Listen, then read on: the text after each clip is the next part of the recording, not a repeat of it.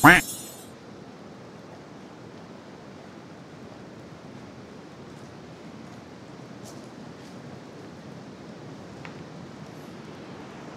guys, try po natin pasukin yung mga kuweba dito. Dito po yan sa likod ng Divinobo Island. Sa kalaman po ng lahat, dito po sa likod ng Divinobo Island ay marami pong mga kuweba. Ang iba po ay hindi unexplored pa siya, hindi pa siya napasok. So try natin pumili ng isa o dalawang kuweba na papasukin natin. Meron po tayong dalang flashlight. Kaya tara. Ayan po, ganito po ang itsura dito sa labas. Tayo po natin lapitan. Ito. So, nandun po sa taas yung butas niya. Wala po dito sa baba. Ito naman, tayo natin lapitan. Ang butas nito. Paliko siya doon sa loob. Tabi-tabi po. So, medyo makitid yung kung ano to, cave. Hinahanap po natin yung cave dito na may makintab siyang mga bato. So hinahanap po kung saan yun banda. Ito naman po, masyadong maliit. Ito po medyo masakit. Ayan. Dito lang po tayo sa entrance niya, sa may bukana. Kasi baka may mga paniki. Tingin po tayo sa iba.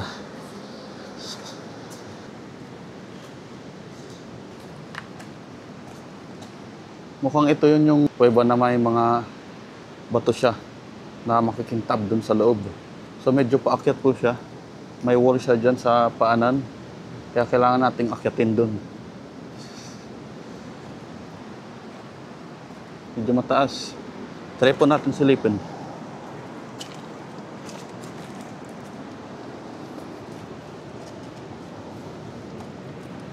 Yeah. Yan po yung itsura niya dito sa labas.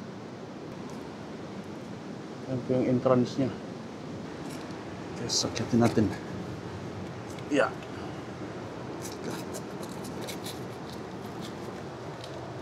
Yeah. Yung itsura niya dito. Sakyatin pa natin.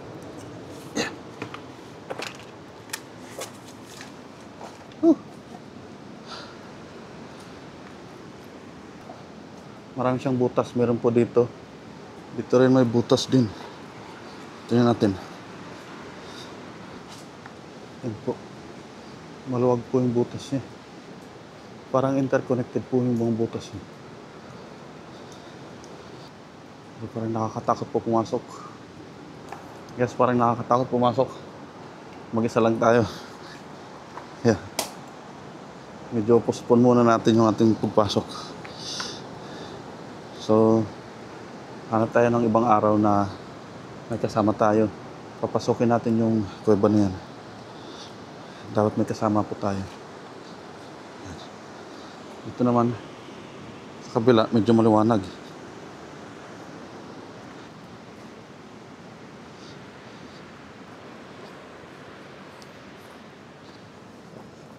Dapat po maingat tayo. Baka may mga ahas. Dito may butas siya. Tapos doon po sa taas may butas din siya.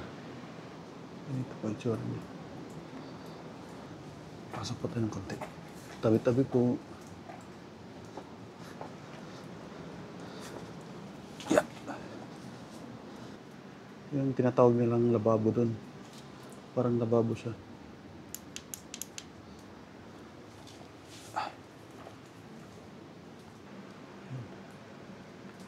Dito ko sa loob. Ganito ang itsura niya sa labas. Yung view niya.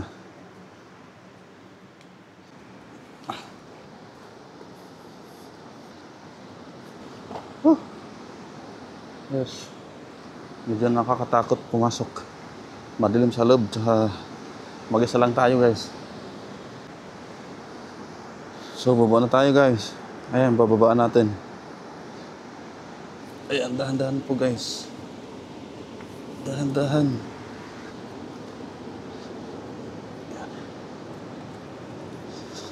Yeah. Huh.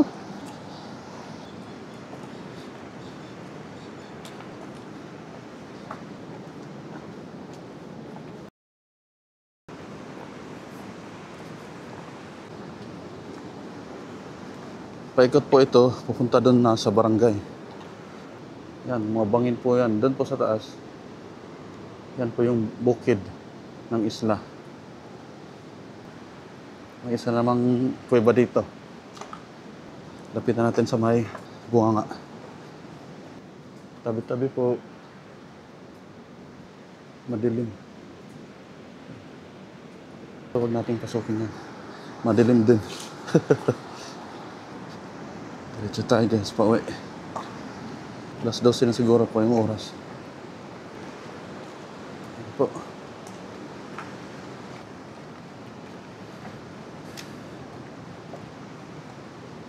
Yan, ito po yung wall ng bato dito. Mga natural rock formation po ito. Yan, pupunta po yun doon. Hanggang doon. Palibot sa likod ng isla. So, solid po yan ng mga bato. Malalaki. Matataas.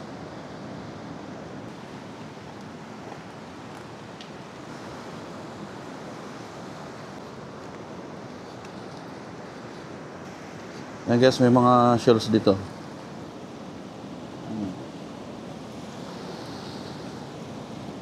Kinakain po yan. Ang dami po niyan dito. Mga nakadikit sa bato.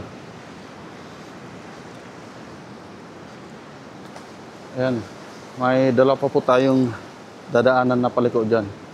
Bago natin makita yung pinaka left side ng isla. Medyo pawis na tayo.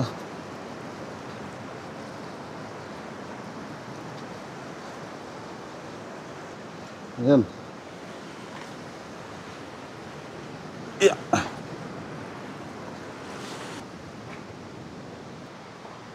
Ayan o.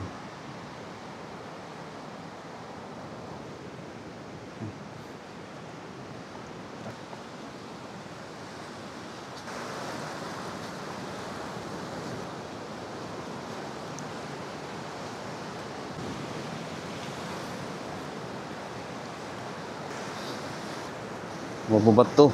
Masakit sa paa. Para kang naglalaro. Para kang nagpapatintero dito.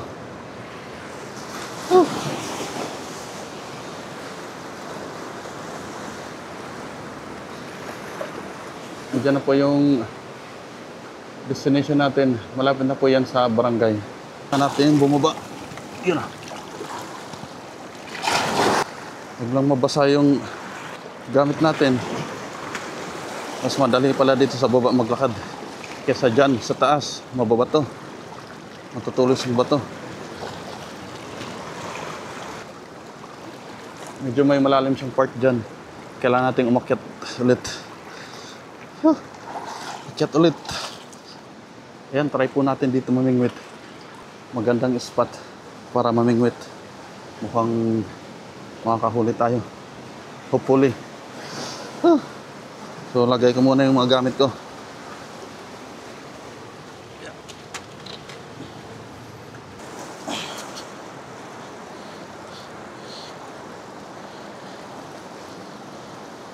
Nakasapatos na nga tayo nito. Masakit pa rin sa paa. Try natin guys, baka dito na tayo saratehin. Makahuli.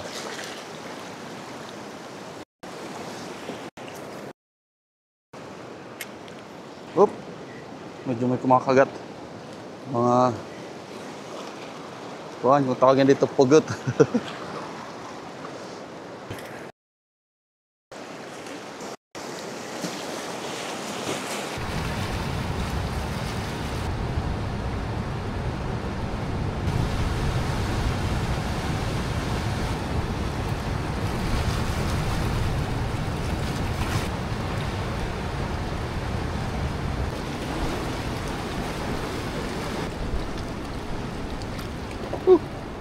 Yeah.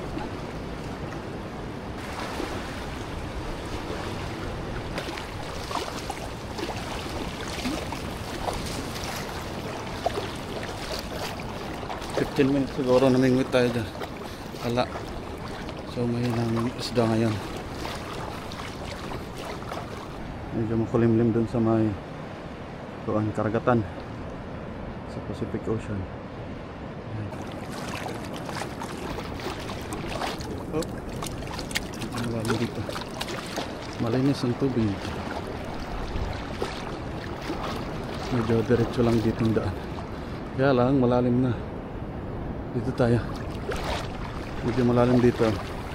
Yan yung mahaba na yan. Dito tayo sa bababaw. Tatawid.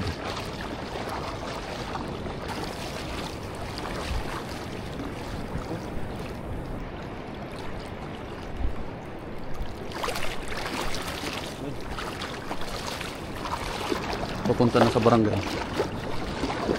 Pag umabot yung ulan na yan dito, magdidilim.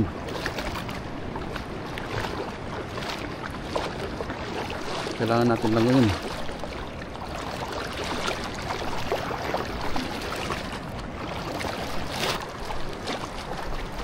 Dito po tayo. Ayan na po, tanaw na po yung resort. Barangay na po. At medyo mababasa tayo dahil malaki po ngayon ang high tide.